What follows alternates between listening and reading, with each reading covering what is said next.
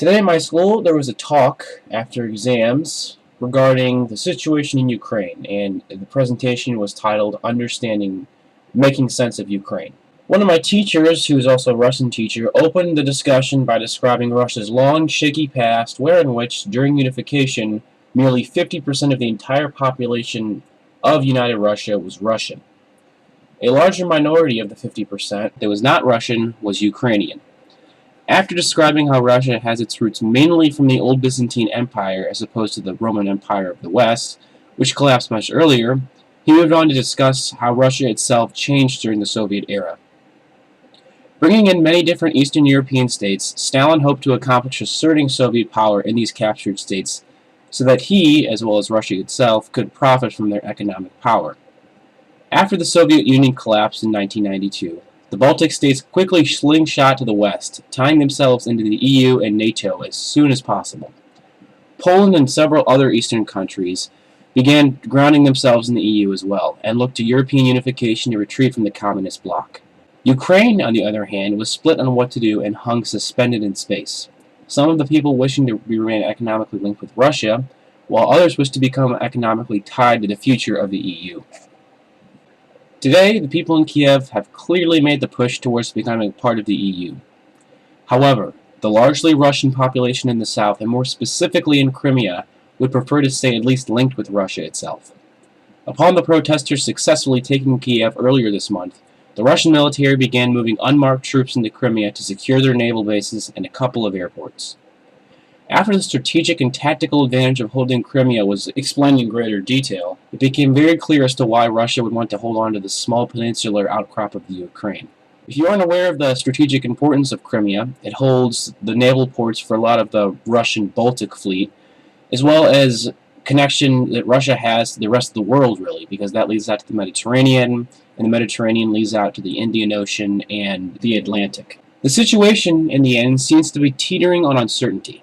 Poland, a nearby eastern nation, is urging the EU to side with the United States in ensuring Ukraine's autonomous position.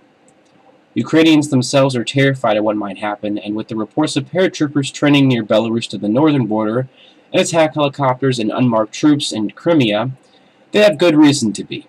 A statement on the ministry's website confirmed that the exercises had begun at bases in the southern military district, but did not say how long they would last. The aim of the exercise is to improve cooperation with motorised infantry, tank, air assault and marine units. One of the exercises involves firing at a conventional enemy up to 9 miles away, and half of the training will be at night, according to the site. The bottom line is that the situation will ultimately come to a head in about 3 days, when a vote will be held on whether or not Crimea will be annexed to Russia or not. After this vote, it is largely uncertain what might happen. Though economically and politically it was mentioned that Russia has bigger things on its plate to worry about, such as becoming obsolete in the modern competitive capitalistic world. By this notion, however, I would argue that since Russia is so desperate and has little to lose, this makes them more prone and willing to hold on to every piece of strategic territory they possibly can, including the oil-rich and economically stable nation of Ukraine. It also, within its borders, holds a pathway to trade with the West, as well as water and other munitions supply routes to Crimea, which they appear to intend on holding. Basing predictions on past events, such as the invasion of the Georgian states in 2008, it is not an unfair presumption to make that they will take aggressive action. In the best-case scenario, every side will get a part of what they want, with Ukraine maintaining autonomy, Russia receiving economic linkage, and a possible agreement by the EU to let Ukraine begin to develop economic ties. In the worst-case scenario, Russia would stage a Ukrainian attack on Russian civilians by, let's say, dressing Russian soldiers in Ukrainian military garb and attacking Russians, and begin an all-out invasion of the nation, mirroring what Nazi Germany did with Poland in 1939. This possibility was actually mentioned over Skype to us by an ex-Russian diplomat who has dealt a lot with Russia prior to the collapse of the Soviet Union in 1992. Thanks for listening. I hope to stay tuned in to this, crisis as it unfolds.